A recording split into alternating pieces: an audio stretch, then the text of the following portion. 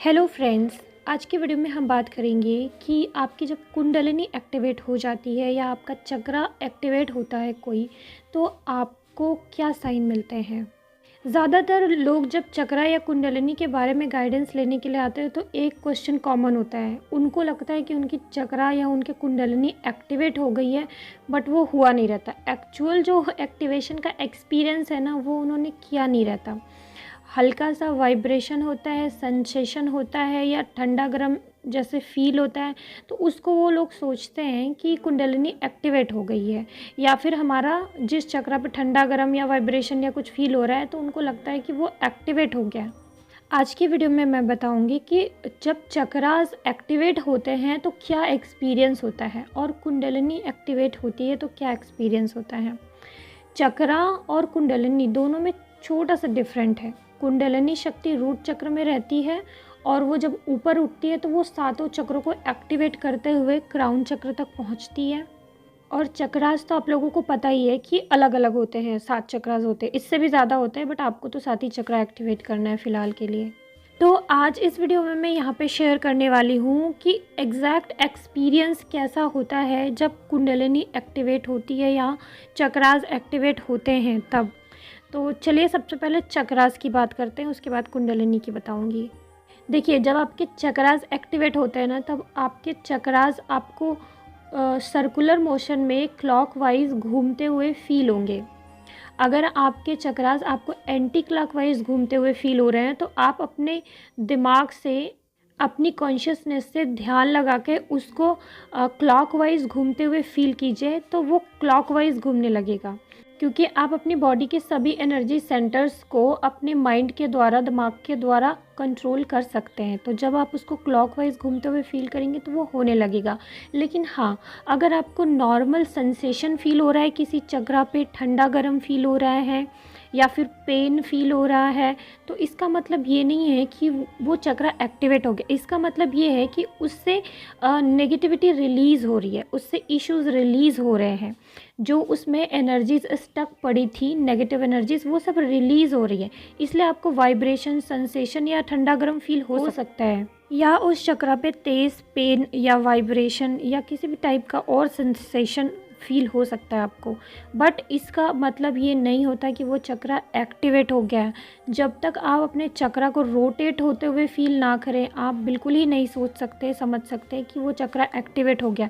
क्योंकि तब उसके पहले जब तक वो रोटेट नहीं हो रहा है, तब तक उसके एनर्जीज रिलीज़ हो रहे हैं। ये सारे एक्सपीरियंसेस जो आपको हो रहा है, जब आपके वो पर्टिकुलर चक्रा जिस पे आप काम कर रहे हैं वो गोल गोल घूमना यानी स्पिन करना शुरू कर दे क्लॉकवाइज, तब आप समझिए कि वो चक्रा एक्टिवेट हो गया है। और तेज़ तेज़ स्पिन करता है, वो भी नहीं बहुत ही स्लो, आपको पता नहीं चलेगा, ऐसा नहीं।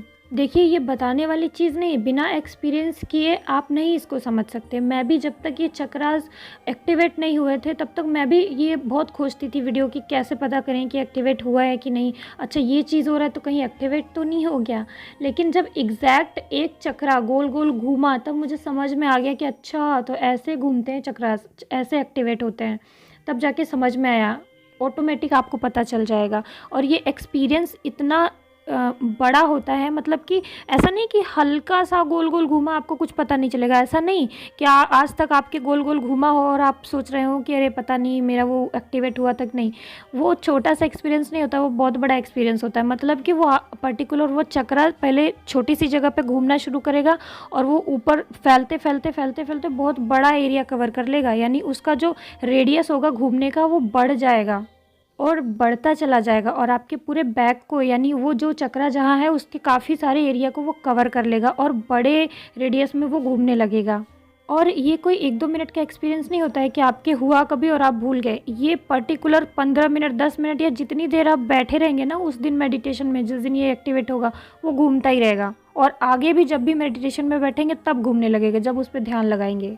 आप सब लोगों ने शक्तिमान तो ज़रूर देखा होगा, उसमें दिखाया जाता था ना कि जब वो मेडिटेशन में बैठते थे तो उनके जो चक्रास होते हैं वो एक एक करके उनके बैक पे प्रकट होने लगते थे और फिर वो घूमने लगते थे, है ना। तो बिल्कुल वैसे ही, वो तो आपको दिखने में घूम रहा था लेकिन आपको फील होगा कि आपके बैक में इसी तरीके से कुछ प्रकट हुआ, अचानक से गोल गोल घूमना शुरू हुआ और वो बहुत तेज़ी से गोल गोल घूमना शुरू, पहले तो स्लो स्लो गोल गोल घूमेगा, फिर तेज़ी से घूमना शुरू हो जाएगा। तो ऐसा हो ही नहीं सकता कि आज तक किसी का चक्रा एक्टिवेट हुआ हो, उसका गोल गोल घूमा हो चक्रा और उसको पता ना चला हो। अगर एक बार आपको ये एक्सपीरियंस हो गया तो आपको हमेशा के लिए याद रहेगा, और कोई इसके पहले आप जानते हो या नहीं जानते हो, लेकिन उस दिन तो आप पक्का समझ जाएंगे कि मेरा चक्रा, ये चक्रा ही एक्टिवेट हुआ है। क्योंकि वो घूमते घूमते काफ़ी देर तक अगर घूमता रहेगा तो वहाँ पे पेन होना भी शुरू हो जाता है, हैवी होना शुरू हो जाता है, वो जगह बहुत तेज़ पेन होना शुरू हो जाता है। कुछ देर के बाद तो इतना तेज़ पेन होना शुरू हो जाएगा कि आप उसको मतलब कि रोक ही नहीं पाएंगे, बैठ ही नहीं पाएंगे, आपको तोड़ना पड़ेगा फिर मेडिटेशन।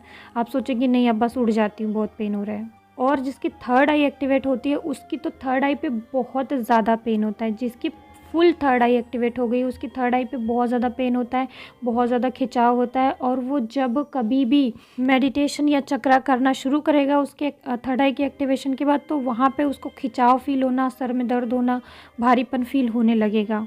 तो थर्ड आई के फुल्ली एक्टिवेट होने के बाद कुछ दिन मेडिटेशन या ओम चैंटिंग वगैरह करना बंद करना पड़ता है। लेकिन बाकी सारे चक्रास सेफ होते हैं, बाकी सारे चक्रास पे इतना कोई प्रॉब्लम नहीं होता है। बट हाँ, थोड़ी सी वाइब्रेशन सेंसेशन वगैरह फील होता है। हार्ट चक्रा एक्टिवेट होने पर रोना बहुत आता है।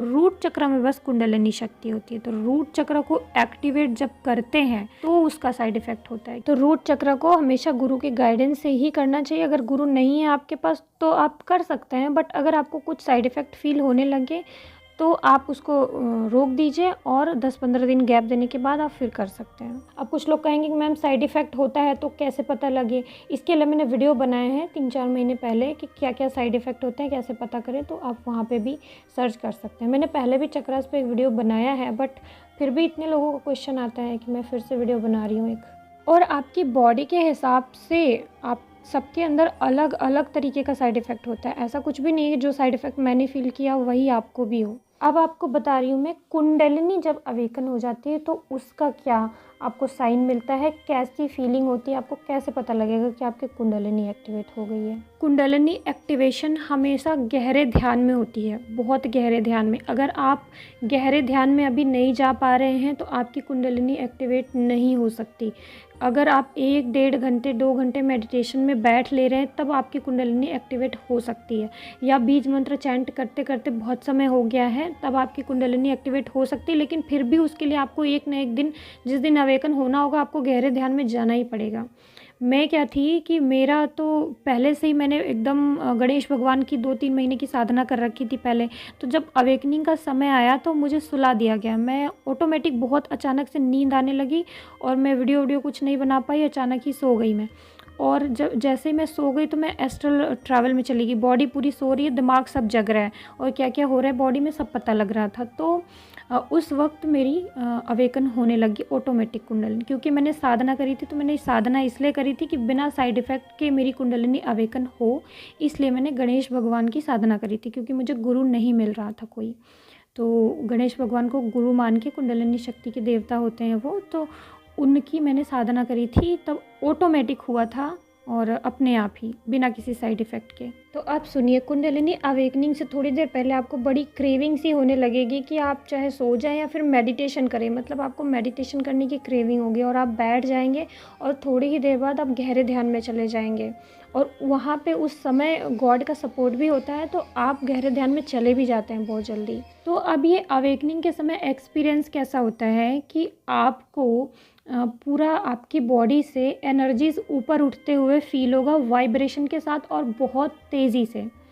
हो सकता है इस दौरान आपके थर्ड आई पे आपको बहुत सारे विजन्स दिखे, आपको कुंडलिनी का साइन दिखे, या आपके थर्ड आई पे कोई जो एक लाइट हो, बहुत तेज़ चमकते हुए लाइट आपको नीचे से ऊपर उठते हुए क्राउन चक्र तक जाते हुए आपके थर्ड आई पे दिखेगा। और आपके स्पाइनल कॉर्ड में आपको फील होगा कि बहुत तेज़ी के साथ, वाइब्रेशन के साथ कोई एनर्जीज़ बहुत तेज़ी से ऊपर उठ रही है और आपके क्राउन चक्र को हिट कर रही है। बिल्कुल ही ये मत समझिए कि क्राउन चक्र पे वो एनर्जी आराम से जाती है, बहुत तेज़ी से हिट करती है वो जाके। इतना भी तेज़ से नहीं कि आपका सर फट जाएगा, आपको दर्द होने लगेगा, लेकिन हाँ, काफ़ी देर तक जब वो हिट करती रहती है तो आपको एक ही जगह पे पेन होना शुरू हो जाता है।